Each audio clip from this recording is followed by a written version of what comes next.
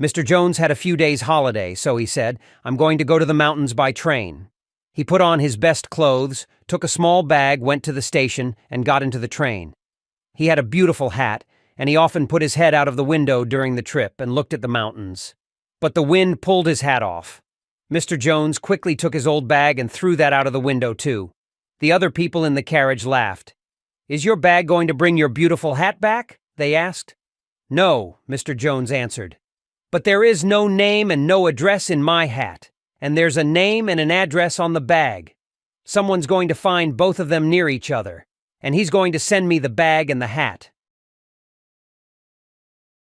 An old lady went out shopping last Tuesday. She came to a bank and saw a car near the door. A man got out of it and went into the bank. She looked into the car. The keys were in the lock.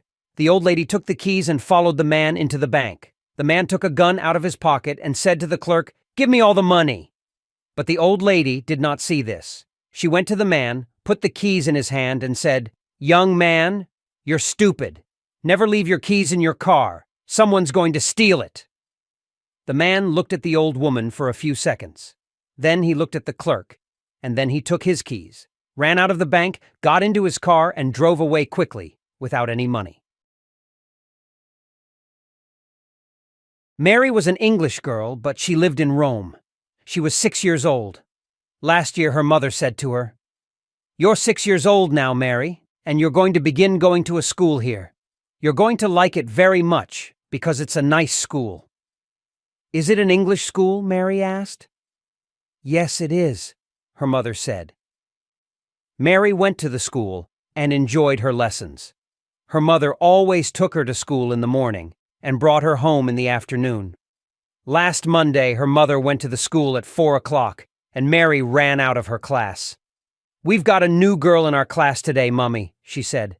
"She's 6 years old too, and she is very nice, but she isn't English, she's German." "Does she speak English?"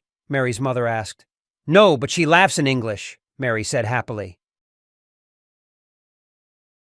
Mrs. Jones did not have a husband, but she had 2 sons.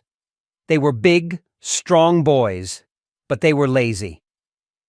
On Saturdays they did not go to school, and then their mother always said, "Please cut the grass in the garden this afternoon, boys." The boys did not like it, but they always did it. Then somebody gave one of the boys a magazine, and he saw a picture of a beautiful lawnmower in it. There was a seat on it, and there was a woman on the seat. The boy took the picture to his mother and brother and said to them, "Look, the woman's sitting on the lawnmower and driving it and cutting the grass. We want one of those." "One of those lawnmowers?" his mother asked. "No," the boy said. "We want one of those women. Then she can cut the grass every week." One of Harry's feet was bigger than the other. "I can never find boots and shoes for my feet," he said to his friend Dick. "Why don't you go to a shoemaker?" Dick said. "A good one can make you the right shoes." "I've never been to a shoemaker," Harry said. "Aren't they very expensive?" "No," Dick said. "Some of them aren't. There's a good one in our village, and he's quite cheap. Here's his address." He wrote something on a piece of paper and gave it to Harry. Harry went to the shoemaker in Dick's village a few days later, and the shoemaker made him some shoes. Harry went to the shop again a week later and looked at the shoes. Then he said to the shoemaker angrily, "You're a silly man. I said, make one shoe bigger than the other, but you've made one smaller than the other." Joe Richards finished school when he was 18, and then his father said to him, "You've passed your examinations now, Joe, and you got good marks in them. Now go and get some good work. They're looking for clever people at the bank in the town. The clerks there get quite a lot of money now." A few days later, Joe went to the bank and asked for work there. A man took him into a small room and gave him some questions on a piece of paper. Joe wrote his answers on the paper, and then he gave them to the man. The man looked at them for a few minutes, and then he took a pen and said to Joe, "Your birthday was on the 12th of June, Mr. Richards?" "Yes, sir," Joe said. "What year?" the man asked. "Oh, every year, sir," Joe said. Fred works in a factory. He does not have a wife, and he gets quite a lot of money every week. He loves cars and has a new one every year. He likes driving very fast, and he always buys small, fast red cars. He sometimes takes his mother out in them, and then she always says, "But Fred, why do you drive these cars? We're almost sitting on the road." Then Fred laughs and is happy. He likes being very near the road. Fred is very tall and very fat. Last week, he came out of a shop and went to his car. There was a small boy near it. He was looking at the beautiful red car. Then he looked up and saw Fred. "How do you get into that small car?" he asked him. Fred laughed and said, "I don't get into it. I put it on." Mr. and Mrs. Yates had one daughter. Her name was Carol, and she was 19 years old.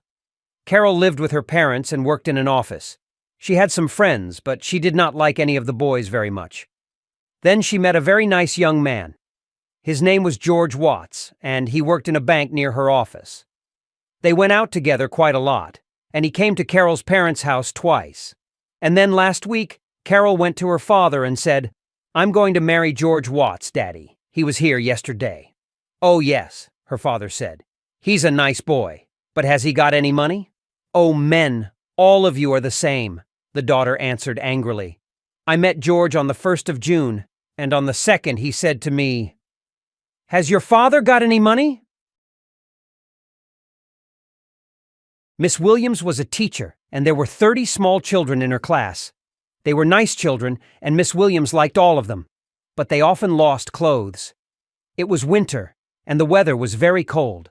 The children's mothers always sent them to school with warm coats and hats and gloves. The children came into the classroom in the morning and took off their coats and hats and gloves. They put their coats and hats on hooks on the wall, and they put their gloves in the pockets of their coats. Last Tuesday, Miss Williams found 2 small blue gloves on she floor in the evening, and in the morning she said to the children, "Whose gloves are these?" But no one answered. Then she looked at Dick. "Haven't you got blue gloves, Dick?" she asked him. "Yes, miss," he answered. "But those can't be mine. I've lost mine." Whitebridge was a small village, and old people often came and lived there. Some of them had a lot of old furniture, and they often did not want some of it, because they were in a smaller house now. So every Saturday morning they put it out, and other people came and looked at it, and sometimes they look it away because they wanted it. Every Saturday, Mr. and Mrs. Morton put a very ugly old bear's head out at the side of their gate, but nobody wanted it. Then last Saturday they wrote, "I'm very lonely here. Please take me," on a piece of paper and put it near the bear's head. They went to the town and came home in the evening. There were now 2 bears' heads in front of their house, and there was another piece of paper. It said, "I was lonely too." 2 old gentlemen lived in a quiet street in Paris. They had been friends and neighbors for nearly 10 years, and they often went for walks together in the streets when the weather was fine. Last Saturday, they went for a walk at the side of the river. The sun was shining and the weather was warm. There were a lot of flowers everywhere, and there were boats on the water. The 2 men walked happily for half an hour, and then one of them said to the other, "That's a very beautiful girl." "Where can you see a beautiful girl?" said the other. "I can't see one anywhere. I can see 2 young men. They're walking towards us." "The girl's walking behind us," said the first man quietly. "But how can you see her then?" asked his friend. The first man smiled and said, "I can't see her, but I can see the young men's eyes."